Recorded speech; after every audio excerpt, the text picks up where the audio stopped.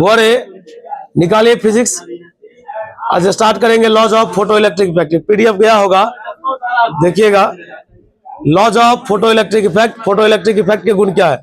ये centre exam में आप देखे होंगे कि फोटो इलेक्ट्रिक इफेक्ट पूछ चुका है।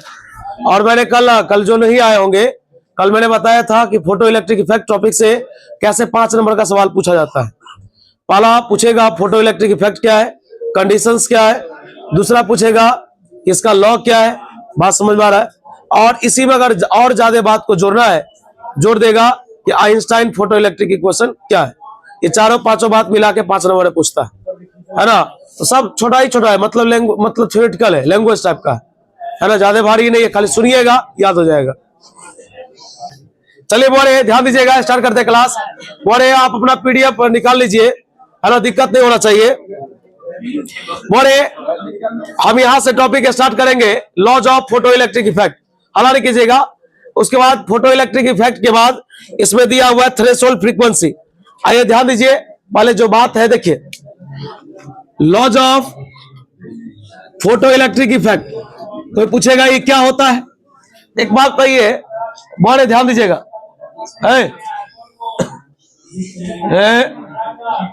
चलो बैठो इधर है। बोरे एक बात बताओ, एक मेटालिक बॉडी है, ध्यान सुनना, एक मेटालिक बॉडी है। अगर हम इस पर एनर्जी इंसिडेंट करवाते हैं तो इससे इलेक्ट्रॉन निकलता है। बहुत ध्यान दीजिएगा।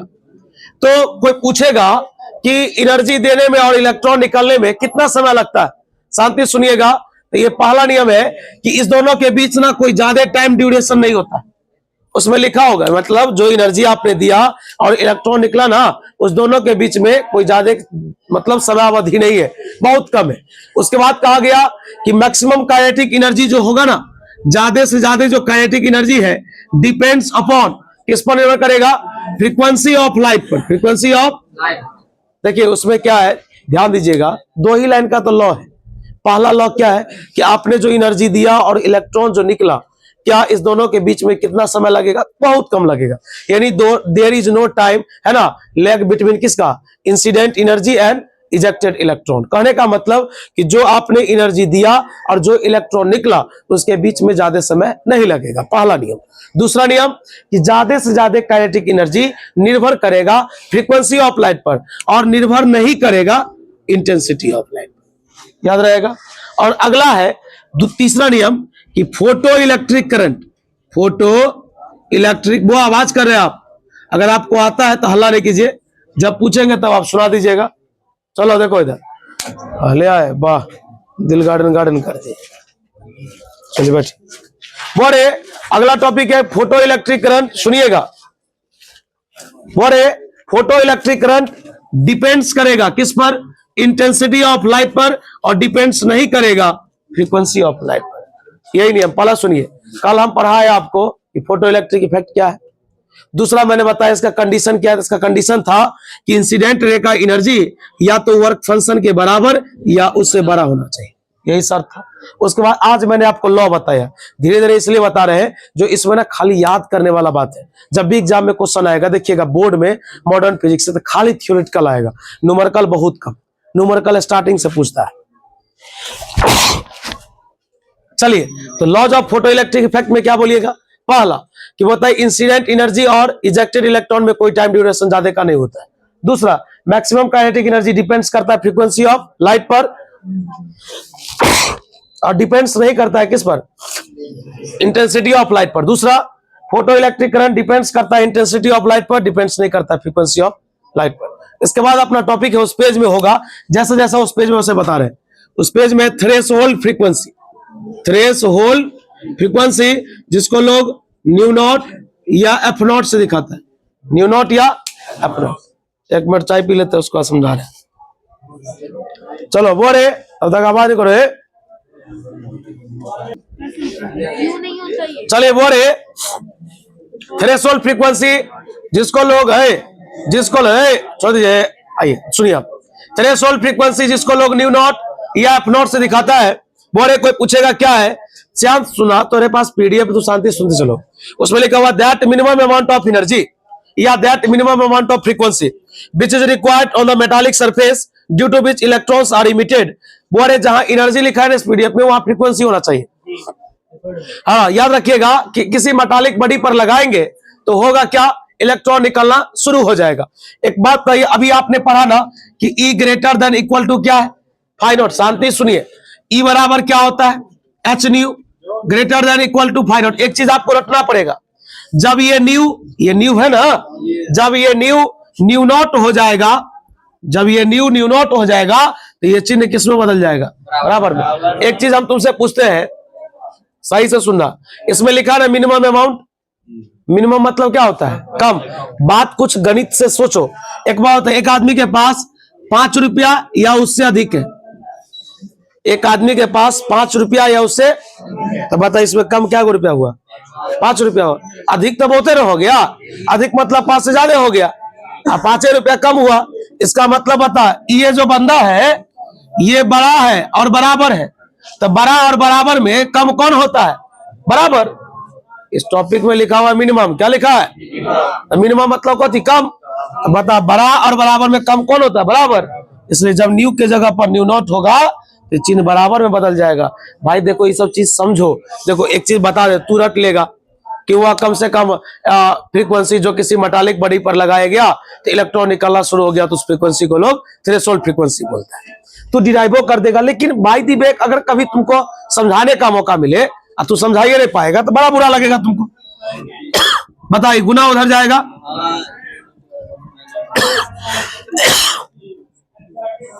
बताइए, न्यू नॉट बराबर क्या होगा formula, phi naught by h. अगला टॉपिक देखिए, एच को लोग बोलता है प्लैंक्स कांस्टेंट, कल पढ़ाए थे। बोले ध्यान दो, जिसका वैल्यू होता है 6.63 10⁻⁻34 जूल इंटू सेकेंड। बोले याद रखना, फ्रीक्वेंसी स्केलर क्वांटिटी होता है, SI मात्रक पर सेकेंड या हर्ज होता है। अरे आपके उस फोन में होगा टोटल चीज। उसके बाद ध्यान दीजिएगा, न्यूमेरिकल के बाद अगला टॉपिक स्टार्ट होता है थ्रेशोल्ड वेवलेंथ। थ्रेशोल्ड वेवलेंथ जिसको लोग लेमडा नॉट से दिखाता है, किसे, हाँ शांति सुनना, थ्रेशोल्ड वेवलेंथ क्या है, ये थोड़ा सा लेंथी डिफिनेशन है, लेकिन एक बार सुनेगा तो याद हो जाएगा। ये दोनों पूछा हुआ है, थ्रेशोल्ड फ्रीक्वेंसी या threshold wavelength. Photo electric effect कर लो, ये सब पूछ चुका है टोटल। बात समझ में आ रहा है, जितना टॉपिक तू देख रहा है ना, इसका 99% एग्जाम में पूछ चुका है। 2010 से मिलाएगा तो सब लगेगा पूछा ही हुआ क्वेश्चन है। अगर देखो थ्रेशोल्ड वेवलेंथ क्या है, तो कह रहा है कि फोटो इलेक्ट्रिक इफेक्ट के लिए 4PEE लिखा है ना, इसका मतलब हुआ फोटो इलेक्ट्रिक इफेक्ट। लिखा हुआ फोटो इलेक्ट्रिक इफेक्ट के लिए the emission wavelength of incident ray is less than that the certain maximum value. कह रहा है क्या, देखो ध्यान सुनना, कि इंसिडेंट रे का है, इसमें कहा गया फोटो इलेक्ट्रिक इफेक्ट के लिए इंसिडेंट रे का जो वेवलेंथ होगा वो एक निश्चित मान से कम हो जाएगा, एक निश्चित मान से कम हो जाएगा, और जिस मान से वो कम होगा उसी का नाम होगा थ्रेशोल्ड वेवलेंथ। ध्यान देना, अभी जस्ट तूने पढ़ा है बोले E greater than equal to phi naught, E बराबर होता है SC बाई लेमडा। ध्यान सुनना, फाई नॉट बता, जब लेमडा के जगह पर देखो अभी क्या पुट किए थे, वह न्यू के जगह पर न्यू नॉट, तो लेमडा के जगह पर क्या पुट करेंगे, तो बता लेमडा के जगह पर जब लेमडा नॉट होगा कोई दिक्कत, बोले बता इसके नीचे में कुछ नहीं थे, कितना बता, क्रॉस गुना करो, SC बराबर लेमडा नॉट गुने फाई नॉट। एक बात बता, ये गुना इधर आएगा, SC बाई फाई नॉट बराबर लेमडा, यही फॉर्मूला होता है। फिर सुनो, फोटो इलेक्ट्रिक इफेक्ट देखो इसमें क्या लिखा है, for photo electric effect the emission wavelength of incident ray, यानी इंसिडेंट रे का जो इमिशन वेवलेंथ है is less than that the certain maximum value या certain value, this value is called क्या कहलाएगा, थ्रेशोल्ड वेवलेंथ, जिसको लोग लेमडा नॉट से दिखाता है। और जितना तू फॉर्मूला देख रहा है सब पूछे हुआ है। बता, न्यू नॉट बराबर क्या है, phi naught by h, lambda naught बराबर क्या है, SC बाई फाई नॉट, ये सब पूछ चुका है, अल्लाह ने करो। बोले अगला टॉपिक फिर वही बात आया, आइंस्टाइन फोटो इलेक्ट्रिक इक्वेशन। मैं क्या बोल रहा हूं, एग्जाम में कैसे पूछता है, तुमसे पूछेगा फोटो इलेक्ट्रिक इफेक्ट क्या है, लॉ क्या है, कंडीशन क्या है, आइंस्टाइन फोटो इलेक्ट्रिक इक्वेशन क्या है। शांति सुनना, मैं एक क्वेश्चन तुम इसी में समझ जाओगे। बता, आइंस्टाइन साहब यहीं से डिराइव किए थे। पहले पर तक क्या लिखा है, ई का मान फाई नॉट के बराबर और फाई नॉट से ज्यादा, यही नहीं लिखा हुआ है। मैं आपसे क्वेश्चन करता हूं, लोग क्या बोला कि देखो उसका एज 5 या 5 से अधिक, एक आदमी बोला, तो या उसके पास बोला 10 या 10 से अधिक रुपया। तो पहले आदमी क्या बोला? 10 रुपया, और 10 से अधिक को ना बोला। यही आइंस्टाइन साहब बोले क्या कि देखिए, एनर्जी जो इंसिडेंट रे का होता है, इंसिडेंट रे का जो एनर्जी होता है वह या तो फाई नॉट के बराबर होगा या उससे अधिक होगा।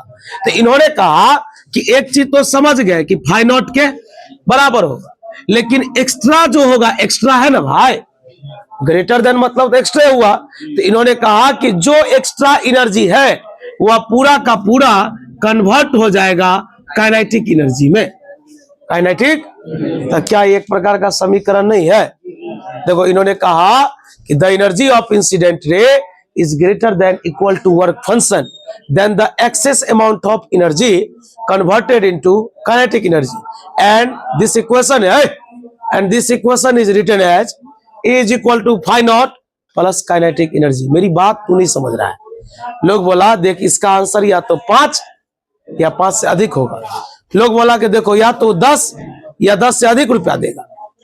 तो लोग बोला कि 10 रुपया देगा तो हम लेके आपके पास आ जाएंगे, लेकिन बोला 10 से अगर अधिक दिया तो पैसा तू ले लेना। किसी किसी को लोग कहता ना कोई काम करने के लिए कि वो तुमको 500 तक देगा, अगर 500 से अधिक दे दिया है, 500 से अधिक दे दिया तो तुम्हारा हो गया, 500 तक दिया तो हमारे पास जमा कर देना। उसी प्रकार इन्होंने कहा कि एनर्जी फाई नॉट के बराबर है, तो बराबर तो है, और जो अधिक है वो किसमें बदल जाएगा?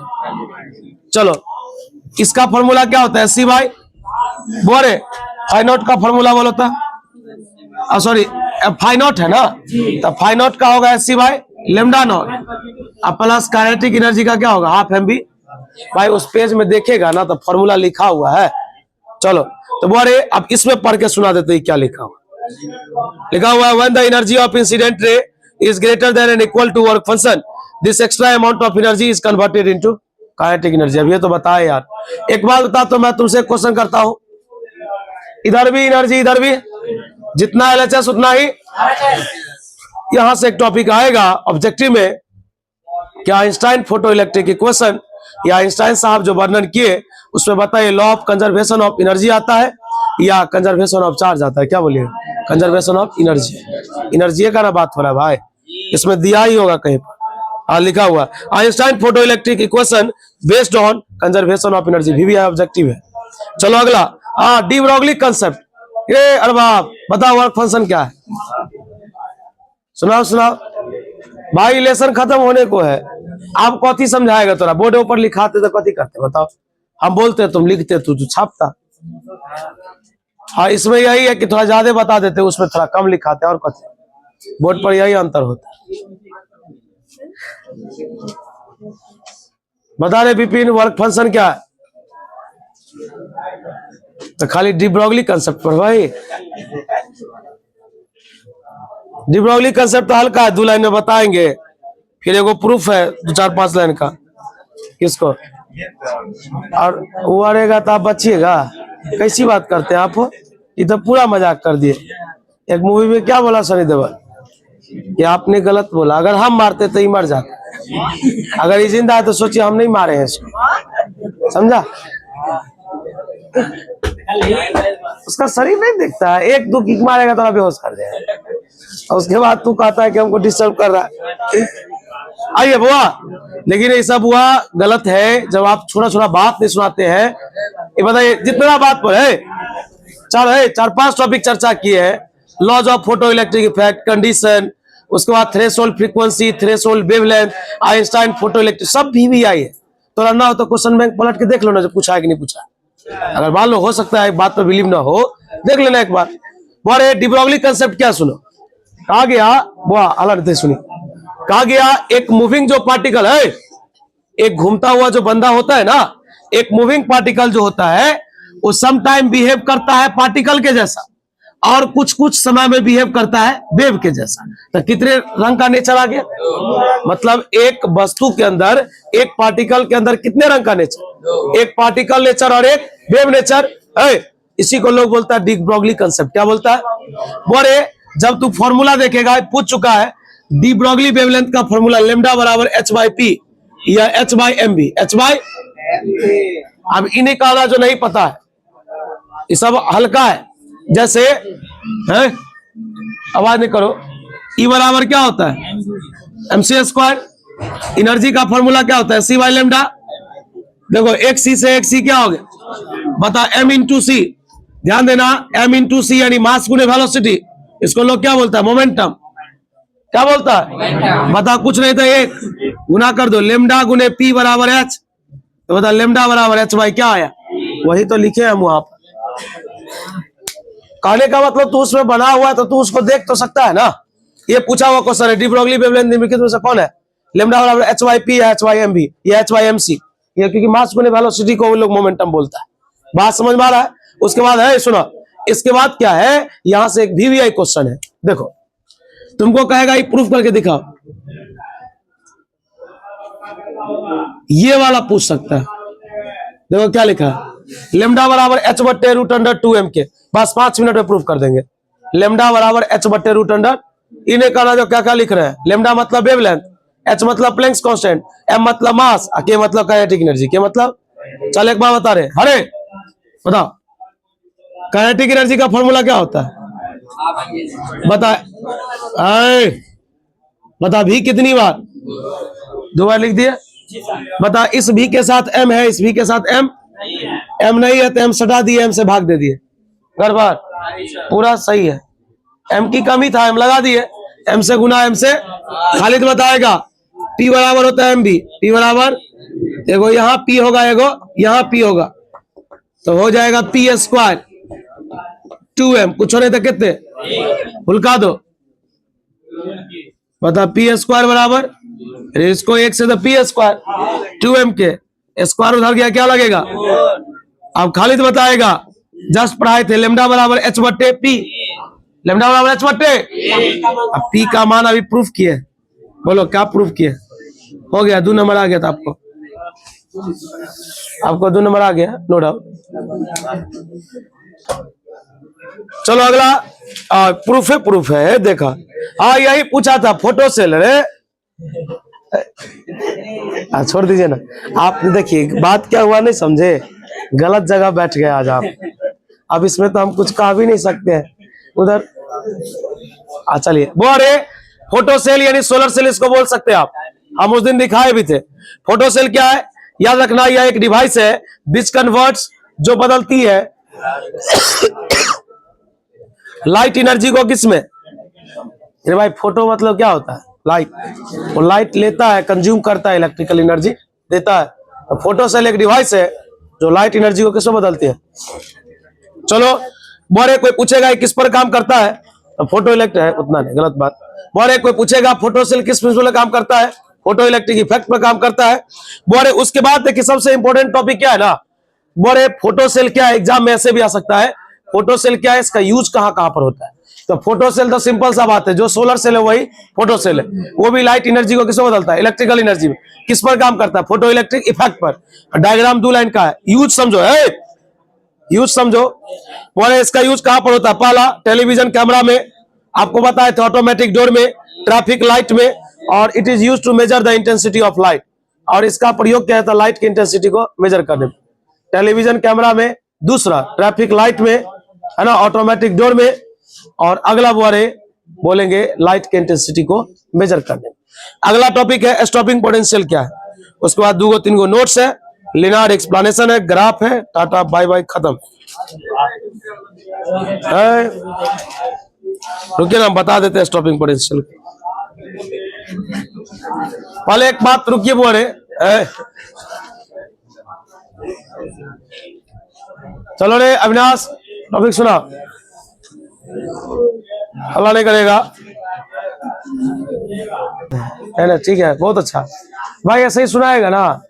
आप देखो देखिए एक्चुअली क्या है कि अब हम सब सब्जेक्ट तो हम नहीं पढ़ाते हैं, लेकिन हम आपको जरूर कहेंगे कि आप हर सब्जेक्ट में इक्वली मेहनत कीजिए, जो कमजोर है उस पर ज्यादा कीजिए, जो स्ट्रांग है उस पर थोड़ा 10 मिनट कम भी कर दीजिएगा, कोई दिक्कत नहीं है।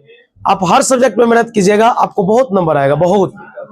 और आप इस चीज से देखिए, अगर विश्वास हो जाएगा अभी हम बोल रहे हैं, आपको सिर्फ एक डायरेक्शन दे रहे हैं, विश्वास हो जाएगा जिस दिन आप एग्जाम दे के आइएगा ना, उसी दिन आपको पता चल जाएगा जो हाँ भाई क्लास में जो बंदा बोलता था कि कॉपी से रहता है वो सही कहता था, एक लाइन से मिल जाता सर।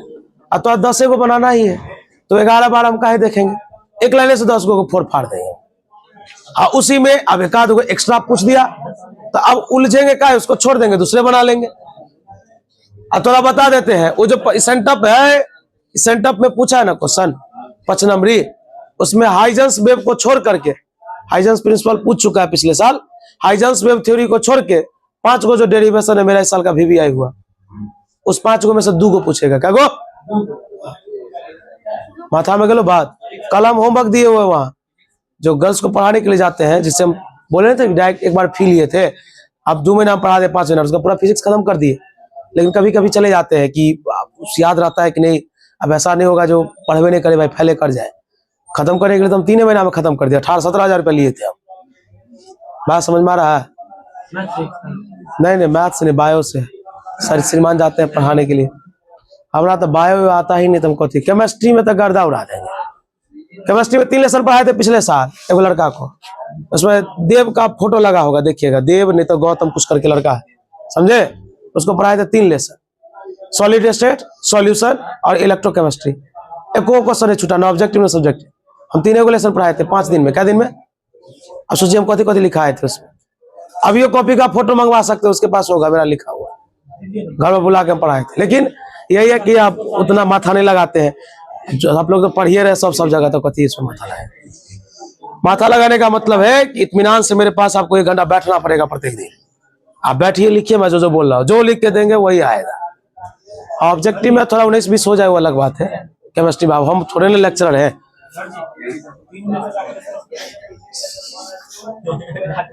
हम कथी करवाएंगे, सब टीचर एक पर एक सुरमा सब इस इलाके में। चलिए बोले, लेकिन एक बात बताए भाई, देखिए कोई बच्चा ट्राई नहीं करता यार, ट्राई कीजिए ना यार। आपको मतलब क्या लगता है कि एग्जाम में वैसे पास कर जाइएगा कि जाइएगा मतलब वैसे पास हो जाइएगा?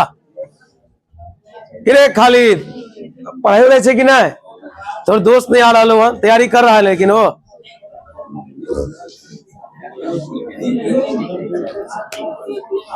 बोले जो लोग फी कार्ड नहीं भेजे थे वो फी कार्ड अभी दिखा दीजिएगा, 2 मिनट 1 मिनट लगेगा आपको।